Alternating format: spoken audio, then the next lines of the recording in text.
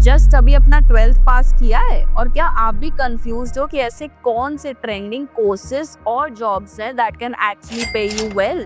So don't worry, क्योंकि आज मैं आपको बताऊंगी ऐसे high paying jobs which you can do after your 12th और after your graduation. So without wasting any time, let's dive in. सबसे पहले मैं आपको उन जॉब्स के बारे में बताऊंगी जो इस समय फाइनेंस और मैनेजमेंट की इंडस्ट्री में बहुत ज़्यादा ट्रेंडिंग है।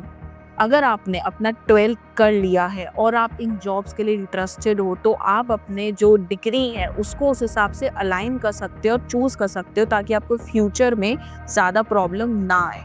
और अगर आप ऑलरेडी ग्रेजुएटेड हो तब भी आप इन जॉब्स के लिए अप्लाई कर सकते हो, अगर आप इस फील्ड में जेन्युइनली इंटरेस्टेड हो तो। आज के जॉब मार्केट के हिसाब से जो सबसे ज़्यादा फाइनेंस की इंडस्ट्री में ट्रेंडिंग जॉब है वो है इन्वेस्टमेंट बैंकर की।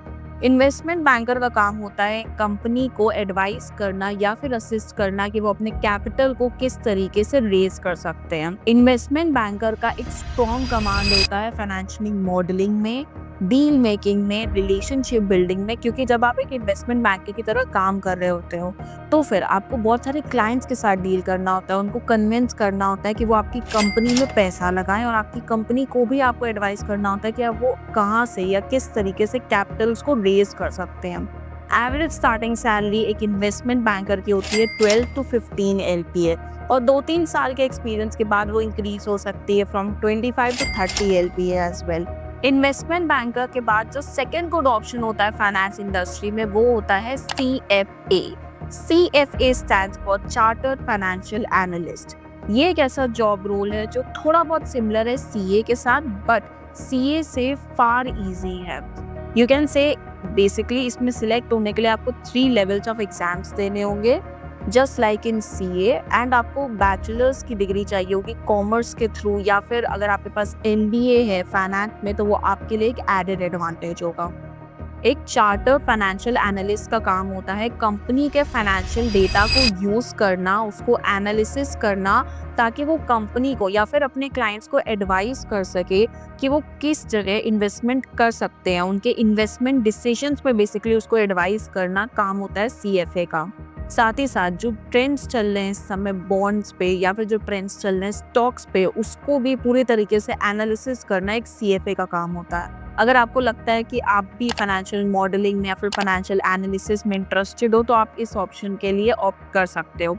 अगर हम इसकी स्टार्टिंग सैलरी की बात करें तो इसकी स्टार्टिंग सैलरी भी 10 LPA to 12 LPA रेंज करती है। बट अगर आप एक CFA के लिए ऑप्ट कर रहे हो तो आपके लिए अच्छा डेटा एनालिस्ट करना, डेटा को निकालना, उसको एक्सट्रैक्ट करना, और साथ ही साथ डिसीजन मेकिंग का जो एक क्वालिटी है वो बहुत ही ज़्यादा इंपॉर्टेंट हो जाती है। अब मैं आपको बताऊंगी कि मैनेजमेंट इंडस्ट्री में सबसे ज़्यादा ट्रेंडिंग जॉब कौन सी है।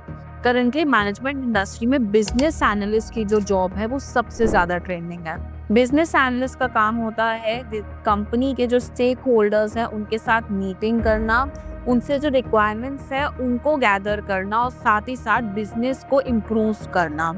बिजनेस एनालिस्ट ऑपरेशंस और मैनेजमेंट दोनों में काम करता है। बेसिकली एक जो बिजनेस एनालिस्ट होता है वो ऑपरेशंस में जो भी प्रॉब्लम्स आ रही हैं उनको एनालाइज करता है, और उसके बाद मैनेजमेंट को भी एडवाइस करता है कि किस तरीके से आप उन प्रॉब्लम्स का सल्यूशन निकाल सकते हो।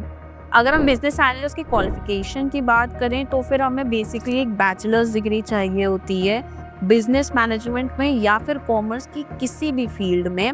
साथ ही साथ अगर आपने एक सर्टिफिकेशन कर लिया है बिजनेस एनालिस्ट में तो फिर आपके लिए एक प्लस पॉइंट होगा।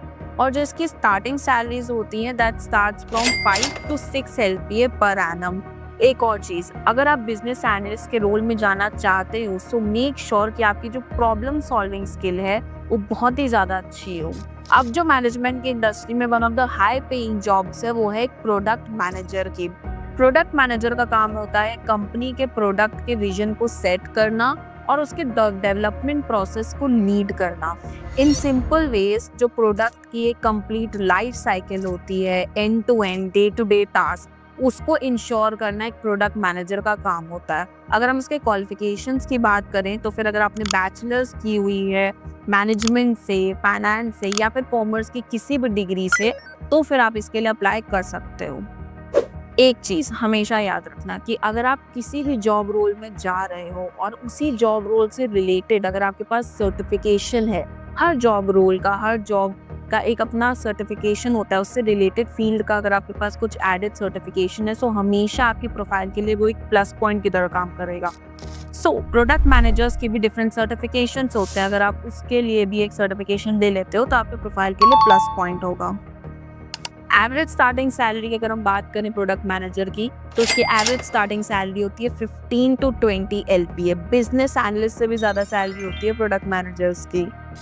और अगर हम स्किल सेट की बात करें प्रोडक्ट मैनेजर की, तो हमें एक ऐसा इंसान चाहिए जिसके अंदर लीडरशिप क्वालिटी भी हो, क्योंकि जब आप एक प्रोडक्ट मैनेजर की तरह काम कर रहे होते हो, आपको प्रोडक्ट का एक विजन सेट करना होता है, उसके डेवलपमेंट प्रोसेस को लीड करना होता है, तो फिर आपके अंदर एक टीम होती है, 4-5 लोग की टीम होगी या फिर ज़्यादा लोग की भी टीम हो सकती है। तो आपके अंदर एक लीडरशिप क्वालिटी होना बहुत ही ज़्यादा ज़रूरी होता है, और साथ ही साथ आपकी एक एनालिटिकल स्किल भी बहुत ज़रूरी होती है, बिकॉज आपको एक लॉन्ग टर्म विजन देखना होता है। आपको एंड में देखना होता है कि प्रोडक्ट को आप पूरी तरीके से डिलीवर कर पा रहे हो कि नहीं कर पा रहे हो। अब हम बात करते हैं मैनेजमेंट की एक और ट्रेंडिंग जॉब के बारे में, जो है एक मैनेजमेंट कंसल्टेंट की।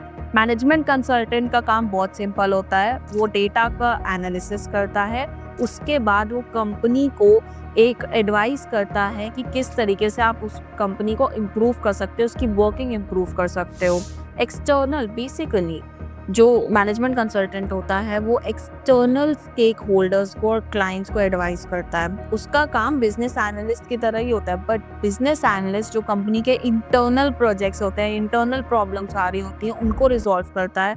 बट मैनेजमेंट कंसल्टेंट कंपनी के जो एक्सटर्नल स्टेक होल्डर्स हैं, एक्सटर्नल प्रॉब्लम्स हैं, उनको रिजॉल्व करता है। So in short, management consultant is a broader concept, but business analyst management consultant का ही एक छोटा सा पार्ट है। अगर हम स्किल सेट की बात करें तो मैनेजमेंट कंसल्टेंट में अगेन आप बैचलर्स डिग्री कर सकते हो कॉमर्स के किसी भी फील्ड से। अगर आप मैनेजमेंट में ऑलरेडी बैचलर्स कर रहे हो, आपके लिए एक प्लस पॉइंट होगा। अगर आपने MBA किया हुआ है मैनेजमेंट से, आपके लिए वो भी एक प्लस पॉइंट होगा। साथ ही साथ आप इसी इंडस्ट्री में कोई सर्टिफिकेशन भी ले सकते हो, ताकि आपके लिए ईजी हो फ्यूचर में किसी भी कंपनी में सिलेक्ट होने के लिए। अगर हम मैनेजमेंट कंसल्टेंट की स्टार्टिंग सैलरी की बात करें तो उसकी स्टार्टिंग सैलरी होती है 10 टू 20 LPA, और 2-3 साल के एक्सपीरियंस में ही आपकी सैलरी इंक्रीज हो सकती है 45 LPA तक भी।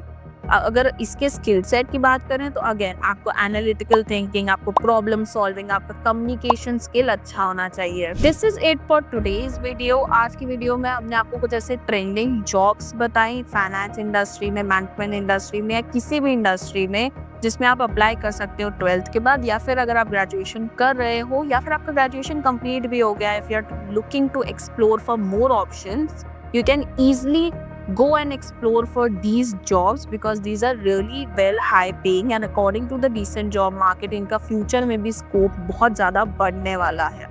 So comment down below and let me know what other jobs, industries and also courses you want to know about. And if you like this video, don't forget to like it, share it with your friends, subscribe to our channel. Till then, keep applying and keep exploring.